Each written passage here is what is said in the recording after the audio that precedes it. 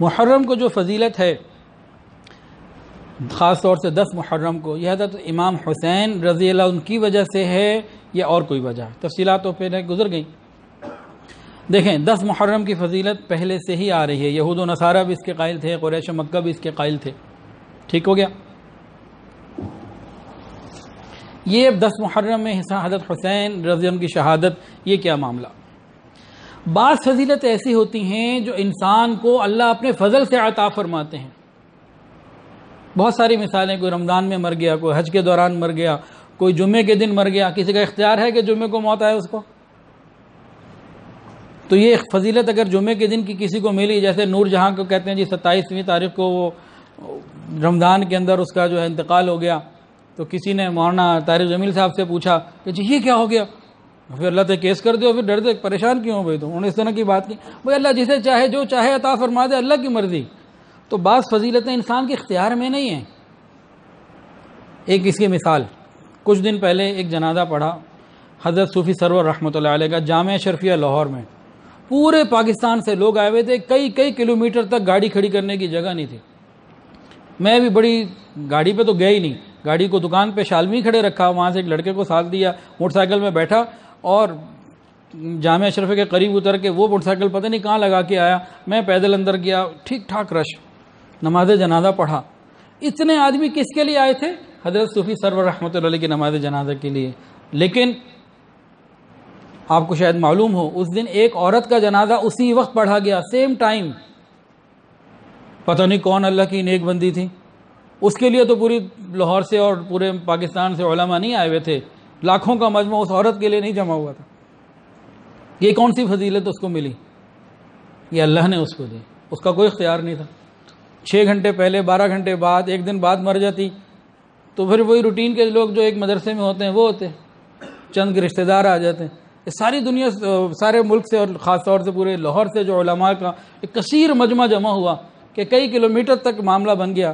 تو اس عورت کی وجہ سے نہیں تھا، لیکن اللہ نے فضیلت عطا کر دی. تو بعض فضیلتیں اللہ اپنی شان سے، اپنی رحمت سے جسے چاہے عطا فرماتے ہیں. تو ہمیں یوں کہنا چاہیے کہ سیدنا حسین رضی اللہ عنہ کی شہادت ایک عظیم واقعہ، عظیم قربانی، اور ان کی اپنی ہستی انتہائی عظیم، نواسہ رسول، جگر گوشہ بطول. اللہ تعالیٰ نے ان کو مزید عظمت عطا کرنے کے لیے 10 محرم کے دن اپنے پاس بلا لیا. ربیع الاول کا مہینہ، اس دن ایک ایسی ہستی جو وجہ کائنات حضرت محمد مصطفیٰ احمد مجتبیٰ سرکار دو عالم صلی اللہ علیہ وسلم اس دنیا سے تشریف لے جاتے ہیں. بی بی فاطمہ یتیم ہو جاتی ہیں، حسن حسین کے نانا دنیا سے چلے جاتے ہیں، سیدنا علی کرم اللہ وجہہ کے سسر اور آپ کے سرپرست اور پوری امت کے نبی چلے جاتے ہیں، ابوبکر، عمر، عثمان، علی سب پریشان ہو جاتے ہیں، غمگین ہو جاتے ہیں. جس ہستی کے لیے کائنات بنائی گئی وہ چلی گئی، اور 9 ازواج مطہرات کے سر سے شوہر کا سایہ ہٹ گیا. امی عائشہ غمگین ہو گئیں. یہ کتنا غمناک واقعہ ہے امت کا. یہ کم غم ہے کہ جس کے لیے وہ کائنات بنائی گئی وہ ہستی دنیا سے واپس اللہ نے اپنے پاس بلا لی، پردہ فرما گیا نبی علیہ السلام. تو ربیع الاول میں تو ایسی کوئی چیز نہیں ہے. ایک بات. دوسری بات، بعض لوگ سمجھتے ہیں صرف کربلا کا ہی واقعہ ہے اسلام میں قربانیوں کا. یہ واقعی کربلا کی قربانی بہت بڑی ہے، لیکن یہ واحد نہیں ہے، قربانیوں کا تسلسل ہے جو چلا آ رہا ہے. ایک اور واقعہ سنیے. وہ کیا؟ احد.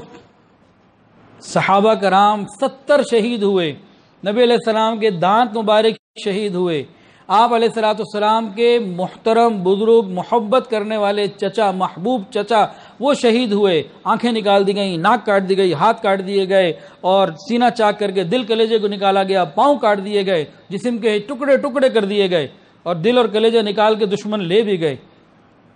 آپ کے جسم کے ٹکڑوں کو حضرت زبیر نے سمیٹا. نبی علیہ السلام کی مبارک آنکھوں سے آنسو آئے.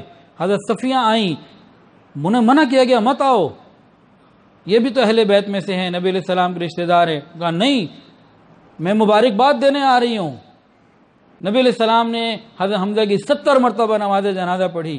نبی علیہ السلام غمگین، 70 بیوہ ہوئیں، سینکڑوں بچے یتیم ہوئے، اور پورے مدینہ میں غم کی فضا ہے، اتنا بڑا نقصان ہوا، شوال کا مہینہ ہے، لیکن اس کے بعد نبی علیہ السلام نے ہر مہینے یکم شوال کو عید الفطر منائی ہے، اور شوال میں کوئی پابندی نہیں نکاح کی، نہ کوئی اس کو کچھ کہتا کہ سوگ ہے یا فلاں ہے۔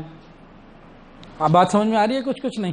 ایک تیسرا واقعہ بھی سن لیں کہ بس کریں، اسی کی دلیل میں سپورٹنگ میں۔ رمضان المبارک کا مہینہ 40 ہجری، سیدنا علی رضی اللہ تعالی عنہ رمضان کے اندر آپ کو شہید کر دیا گیا۔ کون یتیم ہوا؟ حسن حسین یتیم ہوئے، ام کلثوم اور زینب یتیم ہوئی، کتنے اہل بیت یتیم ہوئے، مسلمان ایک شفیق خلیفہ سے محروم ہو گئے۔ لیکن ہر سال رمضان گزارنے کے فوراً بعد پہلی تاریخ کو خوشیاں منائی جاتی ہیں، عید کی تیاریاں ہوتی ہیں، عید منائی جاتی ہے، اور کوئی محرم میں اور رمضان میں منع نہیں، نکاح یا کوئی ایسی بات نہیں۔ تو جب ان عظیم واقعات میں بھی نہیں تو محرم میں بھی نہیں۔ نبی علیہ السلام نے صحابہ کو یہ سمجھایا تھا، انا للہ و انا الیہ راجعون، ہم اللہ کے، ہمارا مال اللہ کا، ہم نے بھی سب چھوڑ کے اللہ کے پاس جانا ہے۔ پھر یہ واقعہ بنا کیوں؟ حضرت حسین نے یزید کی خلافت کو قبول نہیں کیا، آپ نے فرمایا کہ یہ ٹھیک بندہ نہیں، قبول نہیں کیا، ڈٹ گئے، جان دے دی، قبول نہیں کیا۔ کیا مطلب؟ یعنی اس سے پہلے جس کے اوپر انہوں نے بیعت کی وہ سارے حق پر تھے، ورنہ وہاں بھی ڈٹ جاتے۔ پہلے کس پہ بیعت کی انہوں نے؟ حضرت معاویہ رضی اللہ عنہ اور اوپر چاروں صحابہ۔ تو واقع کربلا، حسینیت زندہ باد کا نعرہ جہاں لگتا ہے وہاں یہ نعرہ بھی لگے گا کہ حضرت حسین رضی اللہ تعالیٰ نے یزید کو سمجھا کہ یہ بیعت کے اور خلافت کے قابل نہیں، تو ڈٹ گئے۔ اس کا مطلب ہے کہ پہلے سارے قابل تھے تو بیعت کی نا۔ پھر حضرت حسن نے بھی بیعت کی، پھر ان کے والد دونوں کے حیدر کرار، انہوں نے بھی سب کی بیعت کی۔ اس کا مطلب ہے کہ پچھلا سارا سلسلہ حق تھا، ورنہ ان کی شان ایسی ہے کہ یہ باطل کے خلاف ڈٹ جانے والے ہیں، ہماری طرح مصلحت والے نہیں ہوتے، یہ جان دینے والے لوگ تھے۔ باقی یہ پورا 40-45 منٹ کا بیان ہے، اس کو اگر سن لیں گے تو بہت ساری چیزیں سمجھ میں آ جائیں گی۔ وآخر دعوانا ان الحمد للہ رب العالمین۔